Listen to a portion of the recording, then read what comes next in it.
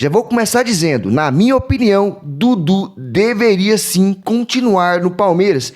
Todo mundo erra, irmão. Quem nunca errou nessa vida? O cara já até pediu desculpas e merecia sim jogar o Mundial de Clubes do ano que vem. Separei uns vídeos aqui, lá da Jovem Pan, onde o Mauro César e o Bruno Prado faz uma análise de toda essa situação. Bora ver aqui, depois a gente tira a nossa própria conclusão, beleza? Bora lá. Bem, o Dudu, ele procurou essa situação, né? Quando ele fez ele flertou com o Cruzeiro. Isso é verdade, né? Acabou ficando depois de uma pressão da torcida, né? Mas acho que ele criou uma situação muito clara. E o Palmeiras, acho que corretamente, tá bom, quem embora vai, acabou que o negócio não aconteceu porque ele recuou. O Cruzeiro ainda tem interesse em ficar com o jogador desde que não tenha que pagar multa rescisória. Na época pagaria o Palmeiras a multa rescisória. Pelo que eu apurei, o Cruzeiro ainda tem interesse, mas sem pagamento de multa, acertando diretamente com o jogador, o que dependeria de uma rescisão amigável, como o Palmeiras sugere, né? Então acho que, de certa forma, ele tem uma grande responsabilidade nesse desfecho que se avizinha, o que tudo indica, mais frio, né? Sem despedida, sem aquela coisa toda. Um jogador tão importante na história recente do Palmeiras. E sobre as reclamações da presidente, eu acho que ela deveria colocar a comissão técnica no meio, só cobra dos jogadores, o técnico, o auxiliar técnico, esse pessoal não tem responsabilidade. Quando o Botafogo vence o jogo no Allianz Parque por 3-1, o jogo estava 1-0 para o Botafogo, quem saca o volante, Aníbal Moreno, saca também o Rony para colocar o Maurício e o Dudu, e abre o time do Palmeiras, e ali o Botafogo começa a ter várias oportunidades, faz o segundo gol 11 minutos depois ainda fecha o placar no finalzinho com o terceiro gol, aí sofre o gol de honra do Richard Rios, mas é tarde demais. Quem faz a troca é o técnico, ele alterou, ele errou naquele momento. Foi o técnico que levou, por exemplo, o Palmeiras para jogar no Maracanã na Copa do Brasil contra o Flamengo de uma forma até meio acovardada. O Palmeiras não chutou nenhuma bola em direção do gol, ou só os jogadores têm responsabilidade?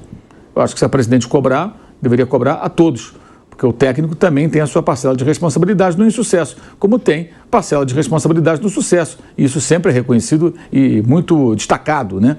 Pelos palmeirenses, pela mídia e tudo mais. Acho curioso que a cobrança, pelo que você está falando, fique centralizada mais nos jogadores de futebol. Eu acho que todos no departamento deveriam ser cobrados. Dirigente, técnico, auxiliar técnico, muito atuante na beira do campo, jogadores, todos eles, todo mundo, sem exceção. Né? O ano não foi um ano bom para o Palmeiras, mas também não vai ganhar tudo, né? Todo ano. E teve oportunidades, né? Porque foi eliminado precocemente dos dois mata-mata, Copa do Brasil e Libertadores, ambos em casa, para variar um pouquinho, né?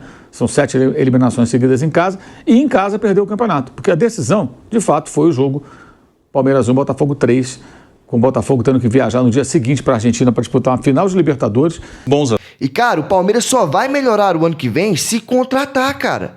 Exatamente como o Mauro César falou aí, irmão. Quando chega num jogo decisivo, no mata-mata, numa reta final de Brasileirão, os caras não aguentam, entendeu? E não é só atacante, centroavante, que a gente precisa não, decisivo não. É um lateral decisivo, é um zagueiro decisivo, que segura a onda lá atrás, é o lateral esquerdo, lateral direito, um volante bom. Hoje, de zagueiro bom, porque o Vitor, o zagueiro novo lá vai embora. Tem só o Murilo, porque o Gustavo Gomes já tá velho, não tá dando conta mais. As nossas lateral não existe. Mas bora continuar aqui, bora ver o Bruno Prado falar aqui. Assuntos aí. Primeiro, assim, o Palmeiras, eu acho que uma cobrança, ela é natural, ela existe. O que não pode ter é caça às bruxas, isso parece que não vai ter. É aquela coisa, não, não foi campeão, aí tem que tirar o técnico, tem que tirar o diretor, tem que tirar meia dúzia de jogadores. Isso não vai acontecer, mas a cobrança ela deve existir, inclusive quando ganha. Quando ganha não é tudo perfeito. Acho que sempre você tem que debater, beleza, ganhamos ou perdemos, fomos campeões ou não fomos, o que aconteceu de bom, o que aconteceu de ruim, o que dá para melhorar para o próximo ano. Então eu acho que isso tem que existir. O Abel fez essa cobrança em relação ao último jogo contra o Fluminense, a Leila também, né, pela essa informação do UOL, né, o Abel foi na entrevista coletiva, então todo mundo ouviu, e o Palmeiras entrou naquele jogo... que também é natural do ser humano. Assim, eles não acreditavam que tinha chance de ganhar o campeonato no último jogo. Eles não acreditavam que o Botafogo perderia para o São Paulo. Então entraram de outro jeito. Para eles, a última chance foi na penúltima rodada ali, que o Inter poderia ganhar do Botafogo, não ganhou. Eles conseguiram virar o jogo com o Cruzeiro. A partir do momento que ficou para a última rodada, me deu a impressão que os jogadores já não acreditavam mais e não entraram na mesma pegada contra um time que, do outro lado, precisava do resultado para não cair. E o Fluminense entrou num outro ritmo, outra pegada, e conseguiu ganhar o jogo e ficou na primeira divisão. Então houve essa cobrança que tem que ter mesmo, tem que ter a correta. Acho que tem que ter a conversa entre a Leila, o Anderson Barros e o Abel, entender o que foi ruim no ano, por que nos grandes jogos o time não foi bem. O que rolou? Mas teve coisa boa. Nós fizemos 73 pontos, fomos vice-campeões, brigamos pelo título até a última rodada, mas faltou alguma coisa para ganhar. Então isso tem que ser discutido sempre. E quando ganha também. O ano passado não foi perfeito, fez até menos pontos o ano passado do que esse ano. Ganhou, claro, teve o seu mérito, mas muito porque o Botafogo permitiu isso, né? O Botafogo desabou. Então, e o Palmeiras aproveitou e teve o mérito de estar lá e foi o time que aproveitou. Mas esse ano a campanha foi igual ou até um pouquinho melhor que a do ano passado. Fez 3 pontos a mais que no ano passado. Então sempre tem que discutir, sempre tem que cobrar, entender isso aqui funcionou, isso aqui não funcionou. O que não pode é assim, eu vou perder, vou mandar meu técnico embora, vou mandar escolher meia dúzia aqui para mandar embora, para agradar a torcida. Isso não deve acontecer no Palmeiras. Do Veiga, o que ele falou, eu concordo e entra dentro do que eu falei aqui, é que eu não falei do Palmeiras, eu falei do Bahia e do Cruzeiro. Que aí claramente ele falou do Corinthians. Claro que o torcedor do Corinthians termina o ano feliz e o momento dentro de campo do Corinthians no final, 9 vitórias seguidas é legal, as pessoas vão elogiar esse momento. Mas se você pegar um resumo do campeonato, realmente dá a impressão que o Corinthians foi campeão, que o Palmeiras, o Bahia e o Cruzeiro foram rebaixados. É verdade. E não é assim, o Palmeiras lutou pelo título até o fim. Isso é verdade. O ano do Palmeiras foi melhor que o ano do Corinthians, que às vezes dá a impressão que foi ao contrário, não foi. O final de campeonato do Corinthians foi muito bom, mas o ano do Palmeiras, claro que foi melhor que o do Corinthians. O Palmeiras brigou pelo título. Como o Bahia e o Cruzeiro, que eu citei em outro comentário, eles ficaram o campeonato inteiro entre os 10 primeiros, não correram nenhum risco de rebaixamento. O Corinthians brigou para não cair por umas 30 rodadas, aí parece que o Corinthians fez tudo certo, o Bahia e o Cruzeiro tá tudo errado. E no caso o Cruzeiro não conseguiu a vaga na pré-Libertadores, o Bahia conseguiu. O Bahia vai disputar a mesma coisa que o Corinthians, sendo que o Bahia não deu susto nenhum na sua torcida. Ficou o campeonato inteiro tranquilo. Dentre os 10 primeiros, o campeonato inteiro brigando para ir para a Libertadores, sem nenhum risco de rebaixamento. Para mim, o Bahia... o Corinthians termina na frente, então o Corinthians termina melhor.